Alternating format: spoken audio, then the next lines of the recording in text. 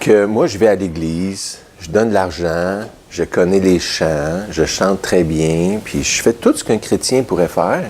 Mais dans le fond, on n'est pas plus chrétien parce qu'on fait ces choses-là. C'est comme moi, si j'aime la poutine, si j'aime le hockey, puis c'est des choses de Québécois, là, tu sais... Puis là, je suis québécois. Non, ça marche pas de même. C'est pas parce que tu aimes les choses des chrétiens que tu es chrétien. C'est la notion d'accepter, de recevoir aussi Jésus comme son roi. Pas juste d'aimer les choses qu'il peut faire pour nous. Mais là, ce que je vous propose, c'est qu'on lit simplement le texte, et puis ensuite, on va le regarder petit bout par petit bout.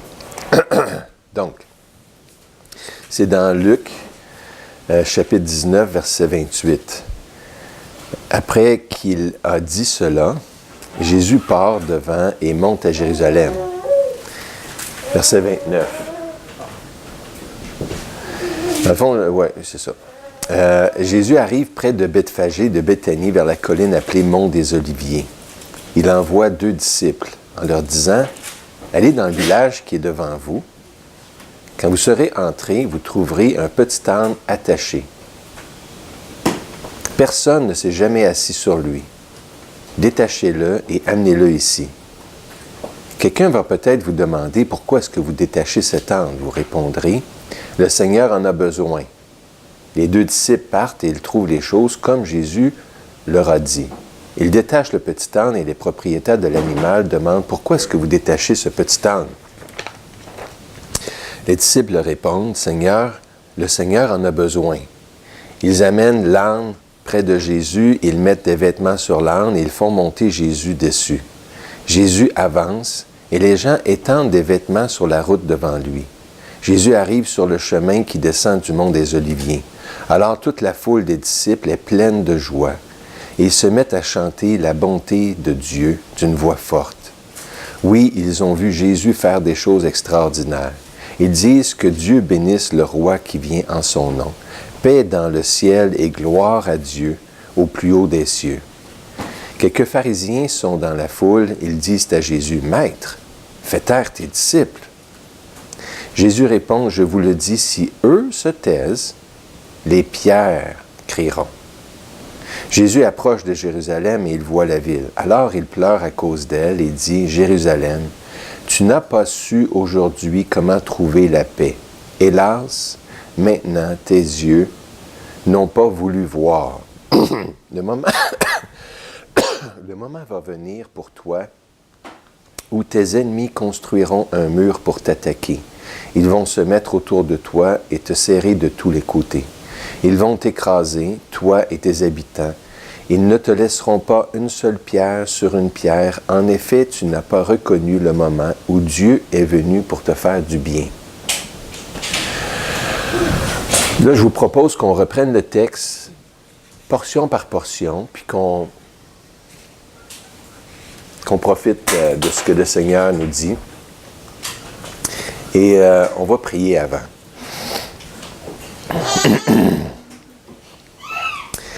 Merci Seigneur que tu nous as donné ta parole pour un but. Et on veut maintenant que tu sois présent avec nous par le Saint-Esprit pour l'appliquer à nos cœurs.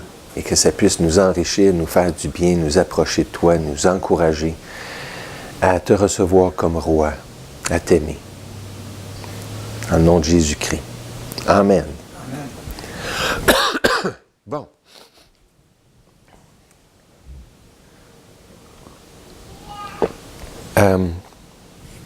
On est rendu, donc...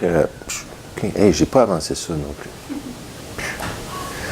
Après qu'il a dit cela, Jésus part devant et il monte à Jérusalem. C'est comme ça que le texte commence. Puis ça, c'est sûr, ça soulève la question, après avoir dit cela, c'est quoi qu'il avait dit avant?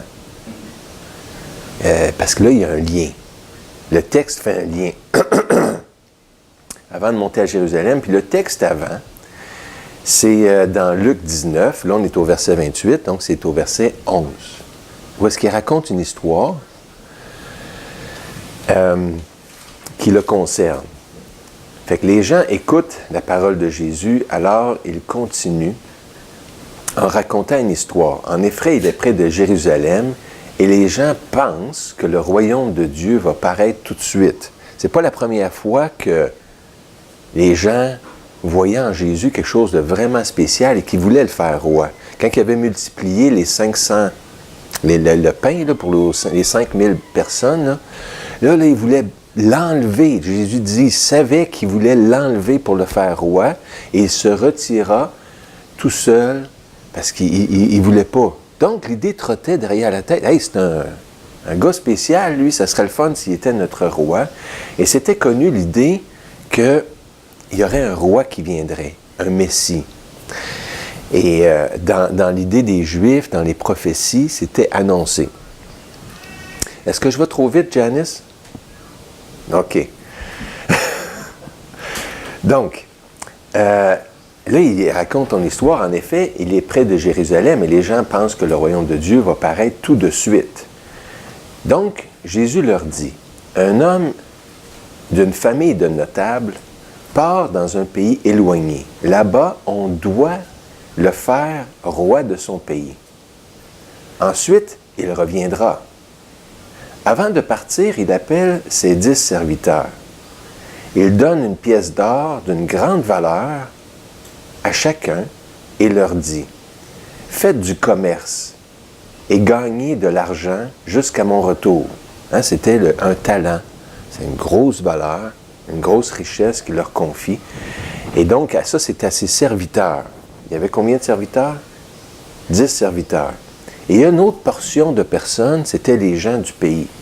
Verset 14. Mais les gens de son pays le détestent. Ils envoient des délégués derrière lui pour dire « Nous ne voulons pas que cet homme soit notre roi. » Alors, si on se place dans le contexte, les gens pensent que Jésus est le roi et qu'il va établir son royaume maintenant, puis il leur dit cette histoire-là, qu'il y a des serviteurs et que les gens du pays le détestent. Ils ne veulent pas qu'il soit roi. Et là, Jésus continue l'histoire, là, ce n'est pas le sujet d'aujourd'hui, mais c'est vraiment dans le contexte de ce qui s'en vient. Où est-ce que là, Jésus rentre à Jérusalem? Vous voyez un peu le lien? OK. Et si on regarde dans la Bible, il y a plusieurs versets qui parlaient que Jésus devait venir comme roi. Juste pour rapidement, là, dans Ésaïe 9,6, c'est un passage qu'on connaît bien. Un enfant est né pour nous, un fils nous est donné, il a reçu l'autorité d'un roi. Il savait qu'il y aurait un enfant qui naîtrait et qui recevrait l'autorité de roi. C'est un roi particulier envoyé de Dieu. Donc, on lui donne pour nom conseiller merveilleux, Dieu fort. Quelle sorte de nom qu'on donne à un enfant en l'appelant Dieu fort, Père pour toujours, Prince de la paix. Et puis, dans Actes 2,30, on savait, là, mais David était prophète et il savait que Dieu lui avait fait ce serment, « Je mettrai un de tes enfants sur ton siège royal, qui aurait le fils de David qui viendrait pour devenir roi. » 1 Timothée 6,15, ça dit, « C'est Dieu qui fera paraître le Christ au moment qu'il a fixé. Il est la source du bonheur et le seul maître de tout, le roi des rois et le seigneur des seigneurs. » Donc, c'est une notion très biblique que le Christ serait un roi. Et même on a dans Matthieu, Jésus qui parle de lui-même, puis vous voyez l'image, ça a l'air comme surréaliste, là, tu sais, Jésus qui vient avec ses anges. Mais c'est ce que Jésus disait de lui-même. Si une personne gagne toutes les richesses du monde, mais si elle perd sa vie, à quoi cela lui sert-il? Qu'est-ce qu'on peut payer en échange de la vie? Et là, il ajoute, oui, le Fils de l'homme va venir avec ses anges dans la gloire de son Père. Alors, il récompensera chacun selon ses actions. Je vous le dis, c'est la vérité. Quelques-uns ici ne mourront pas avant de voir le Fils de l'homme venir comme roi. Comme ça. Mais ils ne l'ont pas vu avant de mourir, sauf qu'ils l'ont vu sur la montagne de la transfiguration, dans sa gloire, dans son resplendissement, si ça se dit comme ça. Et puis, c'était, bon, un échantillon de sa gloire de roi. Donc, si on continue l'histoire, on est rendu au verset 29. Jésus arrive près de Bethphagée et de Béthanie, vers la colline appelée Mont des Oliviers. Puis là, j'ai mis un petit graphique, là, un petit schéma. Des fois, moi, je ne connais pas ça. Là. Fait que là, on a Béthanie, Bethphagée. Puis on voit, là, c'est quand même relativement proche. On a Jérusalem ici. Ça, c'est le mont du Temple. Donc, bon, je voyais un chemin, là, mettons qu'il s'en allait comme ça, il s'en va sur le mont des Oliviers, puis là, il rentre quelque part à Jérusalem. OK? Mais c'est tout proche un peu, dans le même quartier. Puis ça a peut-être quoi, 1-2 000 là, de distance, des kilomètres. C'est proche, pas mal. Fait que là, il descend, puis là, il envoie 2 disciples. Puis là, j'ai vu, comme de Jérusalem, il y avait un petit dessin, on voit le mont des Oliviers, c'est proche, c'est juste à côté, puis ça, c'était le mont des Oliviers. Puis là, il rentrait à Jérusalem, mettons, sur un de ces chemins-là. En leur disant, il envoie 2 de ses disciples en leur disant, allez dans le village qui est près de vous, peut-être c'était Bethphagée, va dans un village, t'as pas prévu l'affaire. Quand vous serez entrés, vous trouverez un petit âne attaché. Personne ne s'est jamais assis sur lui. Détachez-le et amenez-le ici. Quelqu'un va peut-être vous demander pourquoi est-ce que vous détachez cet âne. Vous répondrez, le Seigneur en a besoin. Les 2 disciples partent et ils trouvent les choses comme Jésus leur a dit. Et là, on pourrait se poser la question, pourquoi nous raconter ces détails sur l'histoire de l'âne? Il aurait pu sauter ça, il me semble. Mais c'était un détail important parce que Jésus voulait qu'ils remarquent, là, regardez bien là, ça, là, ça va accomplir une prophétie. Ça va permettre la réalisation d'une prophétie. Dans Matthieu, qui est un évangile parallèle à celui de Luc, on a un petit peu des compléments d'information. On lit Matthieu 21:4, « Ainsi se réalise ce que le prophète a dit de la part du Seigneur. Dites à la ville de Sion, qui est Jérusalem, « Regarde, ton roi vient vers toi. Il est plein de douceur, il est monté sur une ânesse et sur un ânon, le petit d'une bête qui porte des charges. » Le fait qu'il rentre comme ça à Jérusalem sur un ânon, c'était comme prévu d'avance dans une prophétie. Matthieu l'avait fait le lien, puis ça venait de Zacharie, où est-ce qu'il racontait la même chose. « Regarde, ton roi vient vers toi, il est juste, victorieux et humble, il est monté sur un âne, sur un ânon, le petit d'une ânesse. » Parce qu'il aurait pu aller s'acheter son âne. Tu sais, pourquoi est-ce que cet incident nous est rapporté? Pour indiquer que la réalisation de la prophétie était planifiée par Dieu et non une preuve fabriquée de toutes pièces par Jésus. Jésus aurait pu sortir, « Hey, Judas, donne-moi un petit peu d'argent, on va aller s'acheter un âne. Tu vois, je vais rentrer. » Comme la prophétie dit. Puis c'est lui-même qui l'avait planifié. Mais il voulait que ses disciples voient que c'était Dieu qui l'avait planifié. Et que là, ils vont dans une ville, trouvent un âne, le détachent, les gens lui posent la question que Jésus avait dit qu'il poserait. L'âne était là, il laisse aller, on ne sait pas pourquoi. Et là, c'était vraiment miraculeux, arrangé par Dieu, et que cette prophétie-là n'était pas fabriquée par Jésus. La preuve n'était pas fabriquée par Jésus. Alors là, on continue le texte, il détache l'âne, et puis là, les gens lui posent exactement la même chose.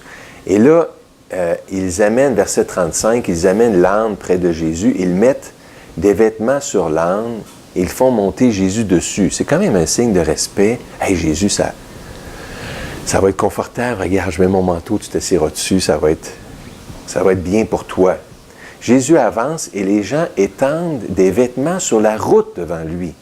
C'est quand même spécial, tu sais, tu enlèves ton jacket, là, la route, c'est de la poussière, il y a des ânes, ça fait leurs besoins sur la route. Non, Jésus, il ne faut pas que ton ânon marche. Qui marche sur mon manteau, ça va me faire plaisir. T'es tellement spécial. Et pourquoi la foule? Peut-être l'Esprit de Dieu agissait dans leur cœur pour leur donner une conscience à ces disciples-là, parce que c'était la foule de ces disciples qui étaient là, qui se réunissaient sur la majesté de Jésus. Ils prenaient conscience. Marche sur mon côte, là, ça ne me dérange pas, ça me fait plaisir. Et puis, ça dit dans le texte, donc, ils mettent les vêtements sur la route. Jésus arrive sur le chemin qui descend du mont des Oliviers, donc il monte par-dessus le mont, puis là, il descend, ça descend. Alors, la foule des disciples est pleine de joie et ils se mettent à chanter la bonté de Dieu d'une voix forte. Et là, ce qu'ils disaient, c'était « Hosanna », comme on a chanté tout à l'heure. Oui, ils ont vu Jésus faire des choses extraordinaires. Et puis, si on fouillait un petit peu, là, qu'est-ce qu'ils ont vu de si extraordinaire?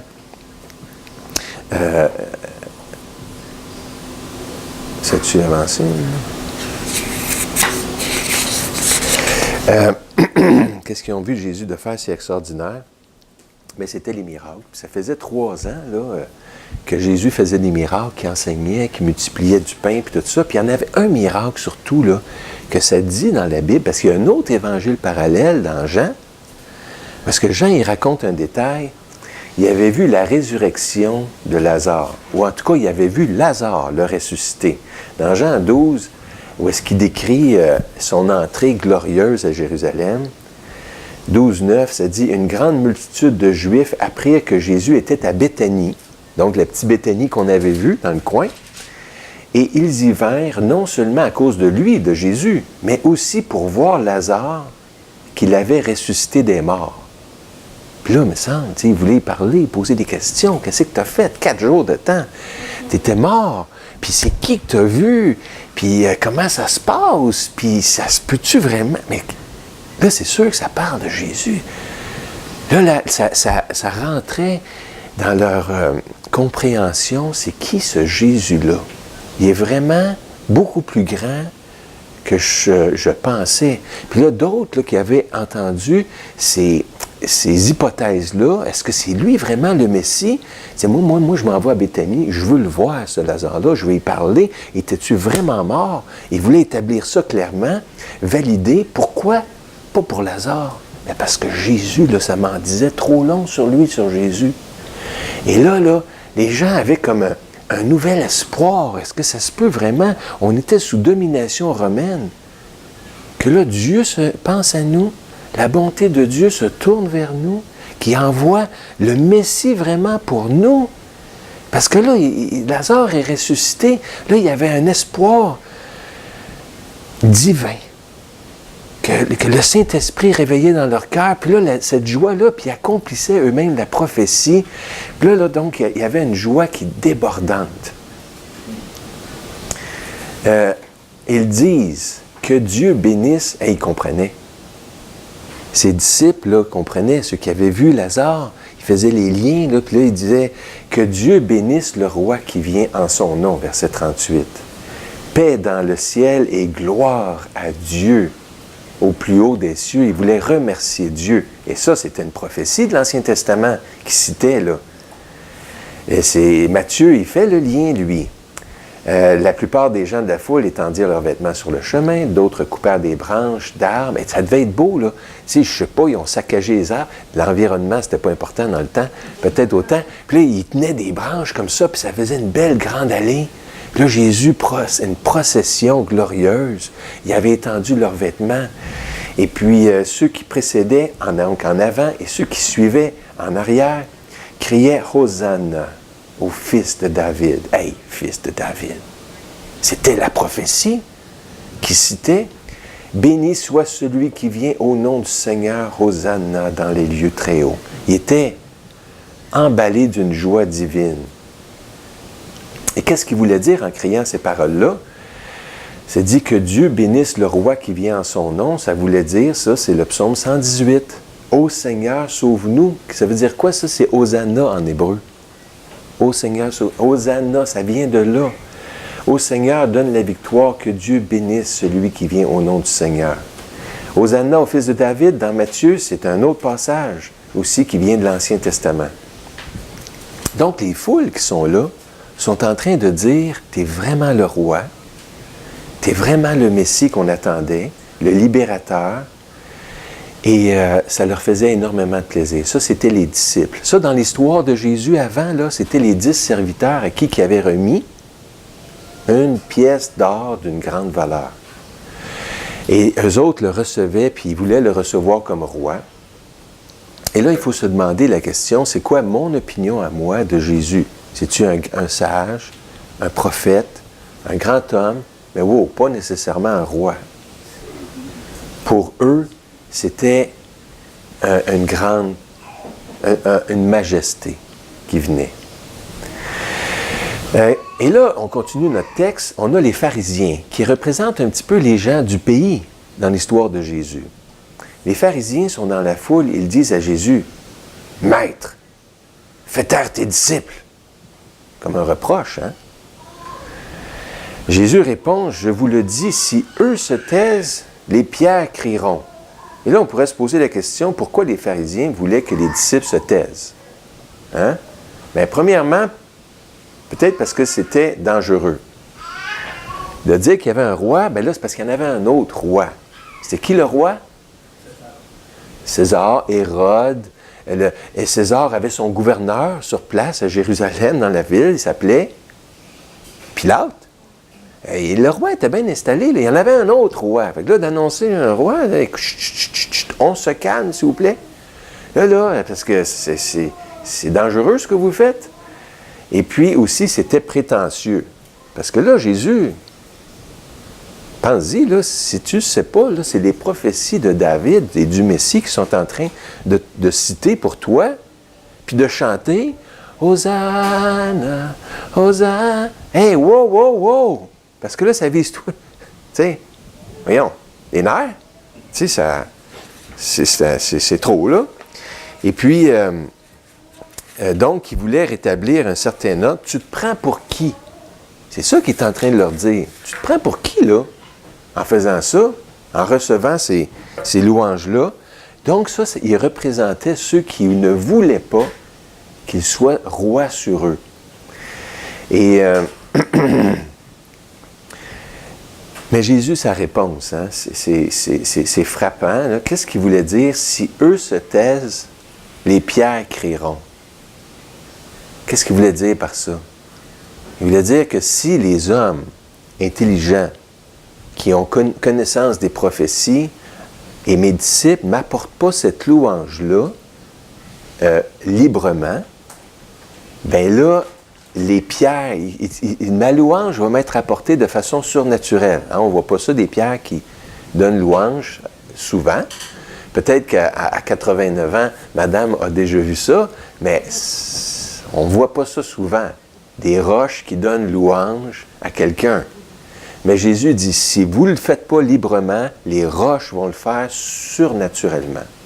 Ils vont m'apporter la louange. Pourquoi? Parce que je suis leur créateur à ces roches-là. Je suis beaucoup plus grand que vous ne réalisez pas, que vous le réalisez. Donc, c'est ça. Les gens du pays n'acceptent pas. Qu'est-ce qu'il y en est? Et là, on va voir là, la suite des choses. Et on pourrait dire, là, Jésus pleure. On pourrait dire, Jésus, ça allait bien, là. Pourquoi tu te mets à pleurer? Le party commence. Tes amis sont là, ils ont mis leur côte dans la poussière, puis toi, tu pars à pleurer. Ça va bien, là. Voyons, Jésus, tu craques. C'est quoi, là? T'es fatigué, peut-être? Non. Jésus voyait quelque chose, là, dans une réalité. Au-dessus de la louange de ses disciples, il voyait les gens du pays qui n'acceptaient pas son royaume. Et là, on va regarder, ça va être surtout, là, Jésus approche de Jérusalem, il voit la ville, alors il pleure à cause d'elle. Il dit, Jérusalem, tu n'as pas su. Vous voyez, je l'ai souligné parce qu'on va revenir sur ce texte-là. Il y a 3 choses qu'on va revenir. Tu n'as pas su, aujourd'hui, comment trouver la paix. On va parler de trouver la paix. Hélas, maintenant, tes yeux n'ont pas voulu voir. Et on va parler de ne pas vouloir voir. On va approfondir un petit peu ce texte-là. Sur le « tu n'as pas su aujourd'hui », c'est comme un reproche. Mais moi, si on fait un reproche, « tu n'as pas su ça », je dirais, bien, c'est pas de ma faute, je ne le savais pas. Mais si on fait un reproche, « tu n'as pas su », c'est que tu aurais dû savoir. C'est parce que tu n'es pas excusable, tu aurais dû savoir. Qu'est-ce qu'on aurait dû savoir? Bien, tu aurais dû savoir ce qu'on racontait depuis 3 ans. De tout ce que j'ai fait, comment j'ai multiplié le pain. Tu aurais dû savoir ce qui est arrivé à Lazare, juste à côté, à Béthanie, là. Tu savais ces choses-là. Tu aurais dû te poser la question que le Messie est en train d'arriver. Et c'est la même chose pour nous aussi. Tu sais, dans notre société, les gens n'acceptent pas Jésus. Mais le même reproche et aussi pour nous. On aurait dû savoir. Qu'est-ce qu'on devrait savoir? Sur le Jésus, là, au coin de Saint-Laurent, là, puis Fusée, là, il y a un Jésus sur la croix. Jésus leur dirait, tu aurais dû savoir que Dieu avait envoyé un... Regarde les chrétiens autour de toi, leur vie est transformée, l'aide que je leur apporte, l'ancien ivrogne qui est plus ivrogne, tu aurais dû savoir. Il y a des choses qu'on doit savoir, qu'on devrait savoir sur Jésus. Et ça, c'est un reproche. Il y a des liens qu'on doit faire. Comment ça se fait que tu n'as pas cherché Dieu? Tu aurais dû savoir qu'il y avait un Créateur. Tu aurais dû savoir que tu vas vivre peut-être 80, peut-être 90 ans. Puis que tu vas rencontrer ton Créateur, que tu devras le rencontrer. Tu aurais dû savoir ces choses-là. Puis que si la création est belle de même, c'est qu'il y a quelqu'un d'intelligent qui l'a toute faite. Et que si c'est ordonné, mais qui va te demander des comptes, tu le savais, ça. Fait que tu aurais dû te poser des questions. Donc, c'est un encouragement aussi à se poser des questions et à être conséquent avec ce qu'on sait déjà au sujet de Jésus. Et nous aussi. Et là, comment trouver la paix? Parce qu'il dit, tu aurais dû savoir comment trouver la paix. Comment trouver la paix avec Dieu. Puis là, on pourrait se dire, voyons, je n'ai pas à trouver la paix avec Dieu. Moi, je suis en bon terme avec Dieu. C'est mon ami, Dieu. Tu aurais dû savoir comment trouver la paix. Et là, j'ai mis ici cette image-là. Vous voyez, c'est le joueur de hockey, le gardien de but. Il n'y a pas la paix avec l'arbitre. L'arbitre, qu'est-ce qu'il dit? Out! Au banc des pénalités. Et lui, il n'est pas d'accord. Il dit quoi? Tu sais, il conteste. On n'est pas en paix? Non, on n'est pas en paix. Tu as fait une faute. Et comment, tu aurais dû savoir comment trouver la paix. Comment un arbitre peut trouver la paix? Un gardien de but qui a fait une faute grave. Comment il peut trouver la paix auprès de l'arbitre? Mais il y a un moyen. Tu aurais dû savoir comment trouver la paix? Il y a un moyen. Le moyen prévu par l'arbitre, c'est si un joueur à sa place, va sur le banc des pénalités. In the penalty box. Lui, est-ce qu'il a fait du mal? Non. S'il a fait du mal, il serait déjà sur le banc des pénalités. Lui, il n'a pas fait de mal. Qui a fait du mal? Lui. Et là, qui va sur le banc des pénalités? C'est lui. C'est son remplaçant, son substitut. Ça, c'est le moyen de trouver la paix. Pour un gardien de but qui a fait une erreur. Mais c'est la même chose dans la Bible. Le même principe d'avoir un substitut innocent qui prend la place d'un gardien de but coupable. Regardons le texte ici. Et là, j'ai mis en bleu un petit peu le parallèle avec notre histoire, OK? C'est dans 2 Corinthiens 5, 19. Oui, c'est Dieu. Dieu, c'est l'arbitre, OK? L'arbitre qui est fâché contre nous. Qui a réconcilié le monde. Réconcilier, ça veut dire qu'on n'était pas en paix. Si j'ai besoin d'être réconcilié avec Éric, c'est parce qu'il y a quelque chose, on n'est pas en bon terme. Fait que Dieu qui a réconcilié le monde, c'est le gardien. Le gardien qui n'est pas en paix avec l'arbitre. OK? Qui a réconcilié le monde avec lui par le Christ, qui est le substitut. Il ne tient plus compte des fautes des êtres humains, c'est-à-dire du gardien. Il ne tient plus compte des fautes du gardien et il nous charge d'annoncer cette parole de réconciliation. C'est-à-dire, gardien, tu peux aller jouer. Un autre s'est assis là. Il faut lui dire. Gardien, retourne dans ton but. Puis là, l'arbitre, il fait un beau bye-bye. Ah, il m'a fait bye-bye. Ça veut dire qu'on est en paix maintenant. Oui, parce qu'il y en a un autre qui est sur le banc des pénalités. C'est donc de la part du Christ que nous prenons la parole. En réalité, par nous, c'est Dieu lui-même, l'arbitre, qui vous, aux gardiens comme nous, lance un appel au nom du Christ, acceptez d'être réconciliés avec Dieu. Cela, nous vous le demandons avec force. Retourne sa glace, c'est correct. Tu peux retourner, parce que quelqu'un a payé. Sois réconcilié avec Dieu. Le Christ était sans péché. C'est lui le substitut qui est sans faute. Mais Dieu, l'arbitre, l'a chargé de nos péchés. Il a chargé la faute sur lui. Alors maintenant, par le Christ, Dieu nous a rendus justes. Le gardien est juste. aux yeux de l'arbitre. Et c'est ça. Tu n'as pas su comment trouver la paix, mais ça, c'est le moyen de trouver la paix. Le seul moyen de trouver la paix pour un gardien et pour un humain. On a tous fait assez de fautes pour aller en enfer. On le mérite amplement. Mais quelqu'un a porté notre faute. Et on peut être réconcilié. Et c'était le moyen de trouver la paix.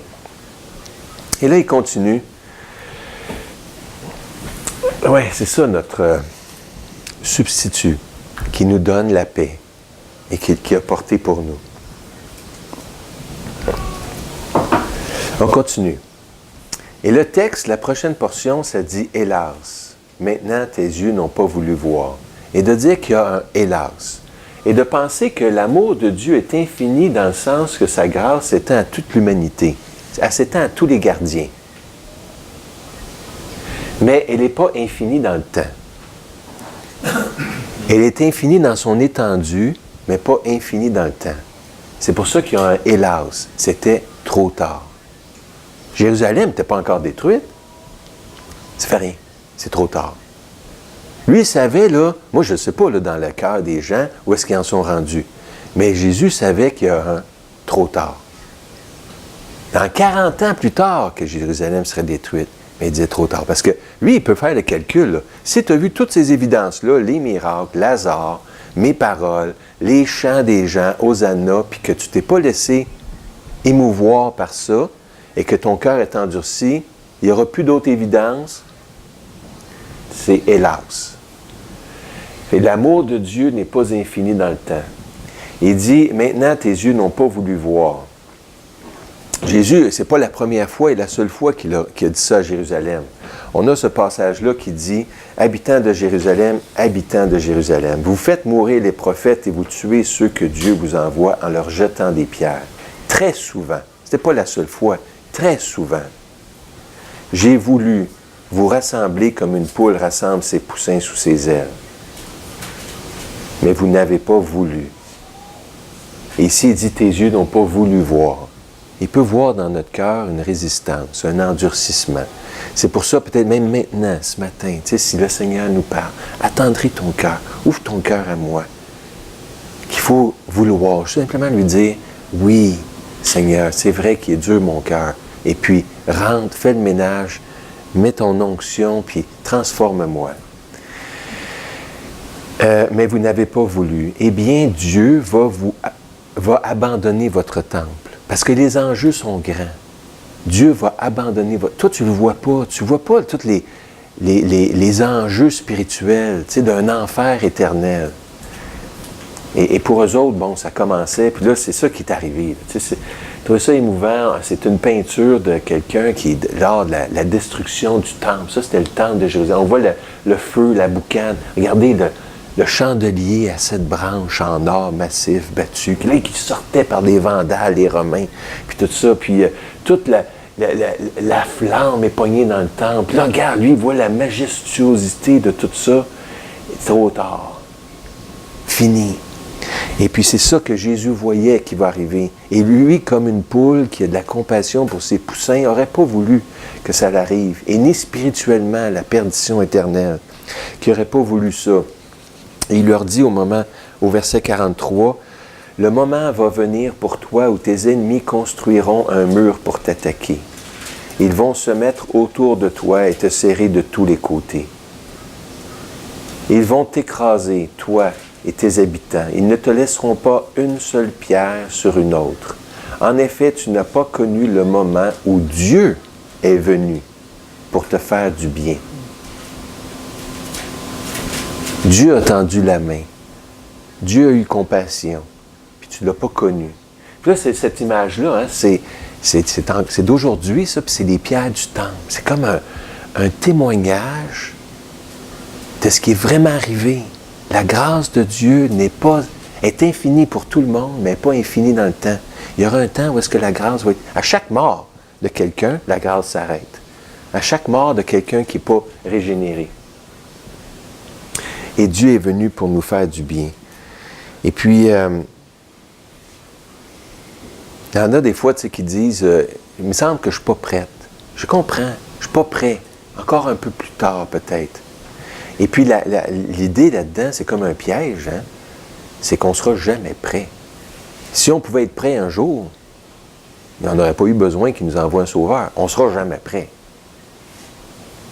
Et donc, c'est maintenant de recevoir, d'ouvrir la porte. Je parlais avec quelqu'un il y a 2 semaines, 3 semaines, et il me disait, il me semble que je ne suis pas si méchant que ça. C'est pas pour mériter ça. Je ne suis pas si méchant que ça. Et puis, j'avais dit, ben là, es-tu meilleur que les disciples? Les disciples de Jésus, eux ont admis avoir besoin d'un sauveur, parce qu'ils étaient si méchants que ça. Toi, tu serais meilleur qu'un disciple de Jésus et que tu n'as pas besoin d'un sauveur?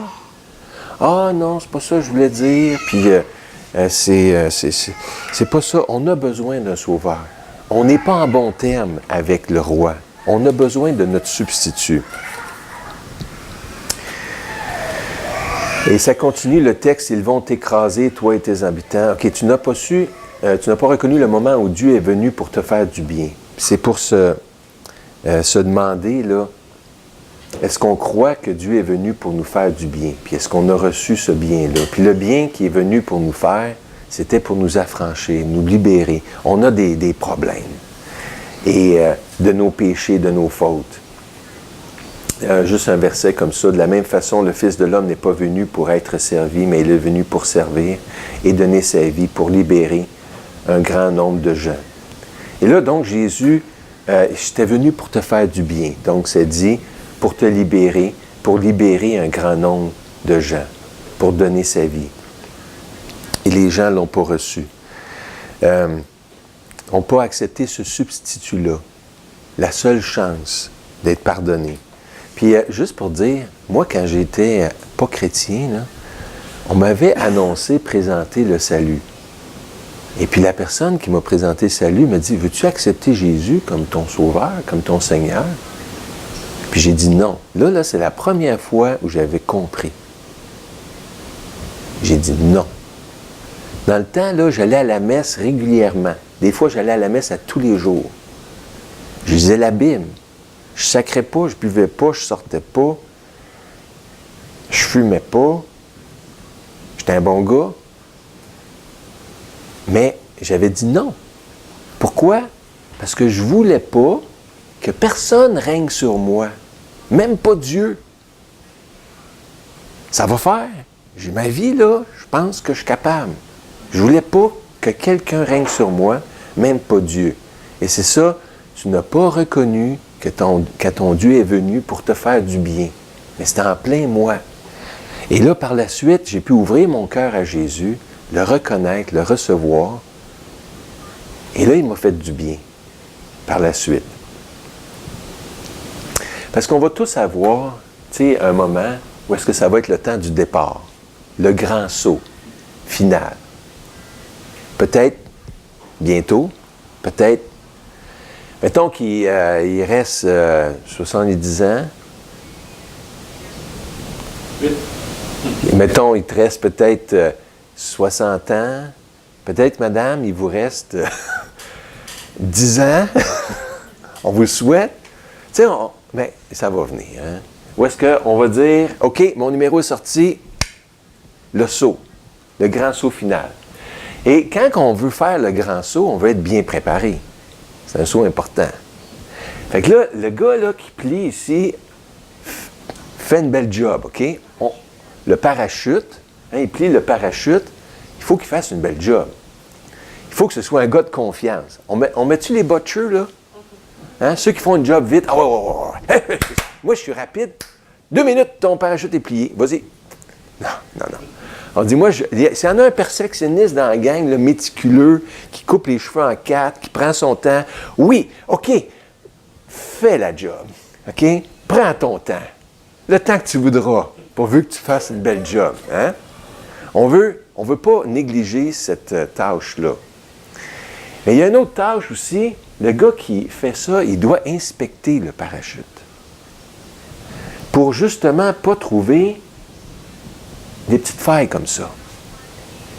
Parce que quand on va faire le grand saut de la vie, Une petite faille comme ça veut dire que l'autre, il faut qu'elle travaille 2 fois plus fort. Puis peut-être qu'elle ne sera pas capable parce qu'il va y avoir le jugement.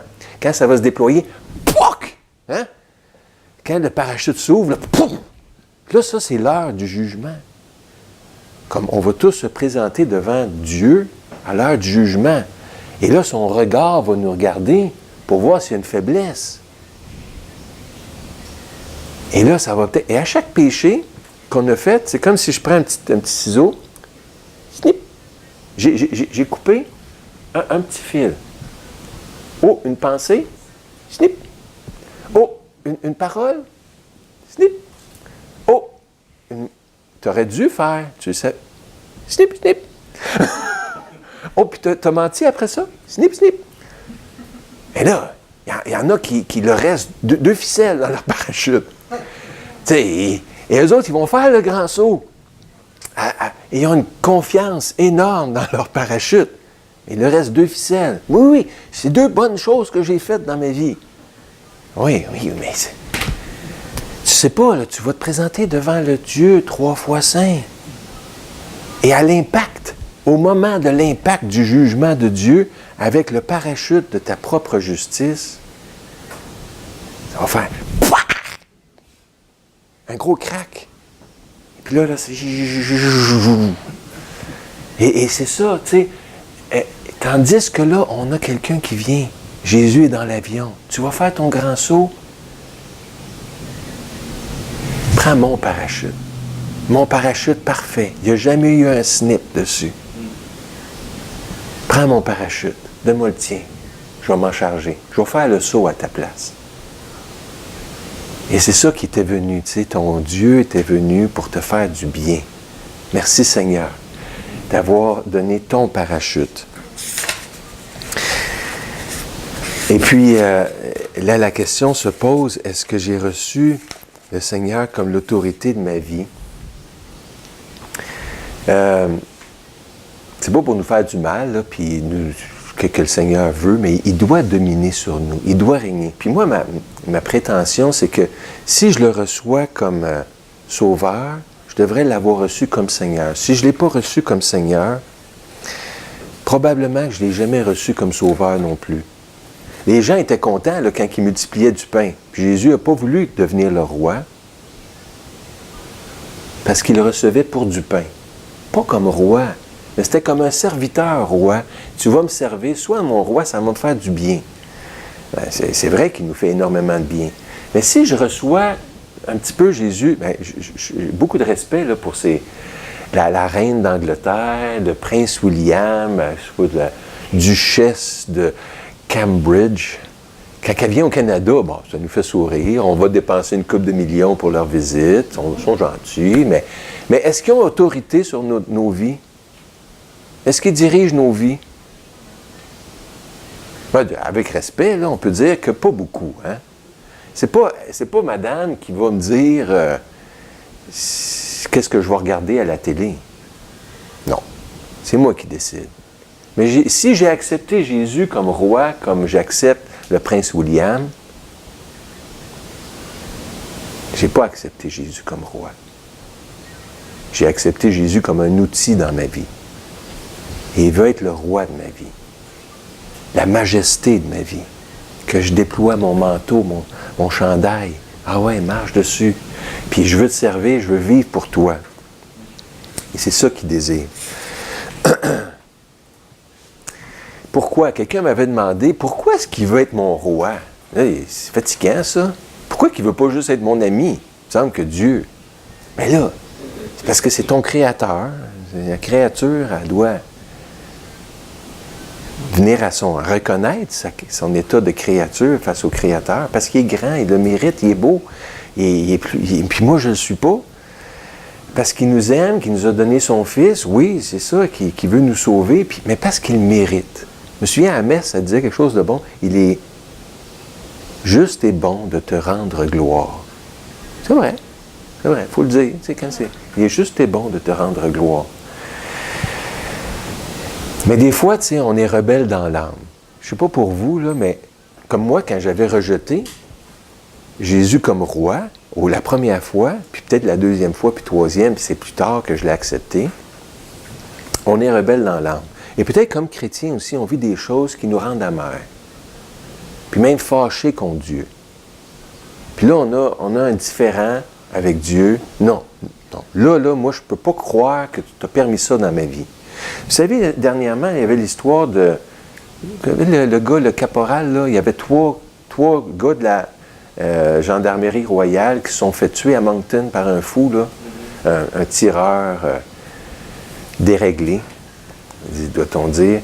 Et ça, c'était Dave Ross. Savez-vous que Dave Ross, là, c'est un chrétien engagé dans son église, vraiment là, engagé, là, pas juste, c'est un chrétien. Ça, c'est une photo prise là, sur le Facebook de sa femme. Puis il avait un petit enfant, 18 mois, sa femme était enceinte de 5 mois. Puis là, inutilement, gaspillage, il se fait tuer par un détraqué. Mais voyons donc, Dieu, là, tu sais, ça n'a pas d'allure. Puis des fois, on est fâché contre Dieu. On a un différend contre le roi. Et puis là, on a besoin de régler ce différend-là aussi. Pas juste les non-chrétiens qui peuvent avoir de la difficulté à accepter Dieu comme mon roi, comme ma majesté, et me plier à sa volonté. Et puis, il y a un travail des fois à faire, puis de revenir. Et puis, ce qui est de céder, de plier. Son père aussi est chrétien, il vient être à Victoriaville. Il habite ici au Québec, tout proche, puis c'est arrivé. Puis lui, c'était son saut de parachute. Ouais, c'est maintenant. Sauter. Puis elle, peut-être qu'elle n'était pas prête à ça. Puis lui, peut-être non plus. Ses enfants. Et puis, qu'on soit chrétien ou non, il y a ce passage-là qui nous dit, là, dans Ézéchiel 36, « Je verserai sur vous de l'eau pure, et vous serez purs. Je vous purifierai de toutes vos actions impures que vous faites pour les faux dieux. Je vous donnerai un cœur nouveau. Je mettrai en vous un esprit nouveau qui nous permette de l'accepter comme roi. J'enlèverai votre cœur de pierre et je vous donnerai un cœur de chair. » Regardez bien ça. « Je mettrai en vous mon esprit, ainsi je vous rendrai capable d'obéir à mes lois, de respecter et de faire ce que je vous ai commandé. » Donc, capable de m'accepter comme roi, capable de régler ce différend-là qui, des fois, dans notre rébellion, peut nous amener, Dieu, là, oui, je t'aime, puis tout ça, mais je ne suis pas capable d'accepter ce que tu as fait dans ma vie. J'ai de l'amertume contre toi. Mais là, redisons-lui. Puis là, Seigneur, viens guérir, viens changer mon cœur de pierre, viens verser, je mettrai en vous mon esprit et je vous rendrai capable d'accepter mes décisions pour vous. Fait que, oui, on doit venir à lui pour être notre substitut. Et oui, même une fois qu'on l'a accepté comme sauveur, de venir à Jésus pour dire, là, j'ai un problème, mais fais un travail dans mon cœur. Je veux que tu sois mon roi à 100% et me plier à tes décisions pour moi. Même dans le cas de Dave Ross. Et pour nous, on a tous nos problèmes. Dans chacun de notre vie, je pense que le Seigneur, il fait des démarches pour nous briser, pour nous rendre plus dépendants de lui. Puis ça fait mal. Et ça va tout à fait contre l'évangile de prospérité, hein? Mais les apôtres ont tous souffert, ont tous été persécutés. Si le maître a été persécuté, ses disciples vont l'être aussi. Donc, ça fait partie du programme, cette souffrance-là, de la recevoir. Oui, mon roi, c'est ça que tu as prévu. On va terminer, je pense que c'était assez long, en priant.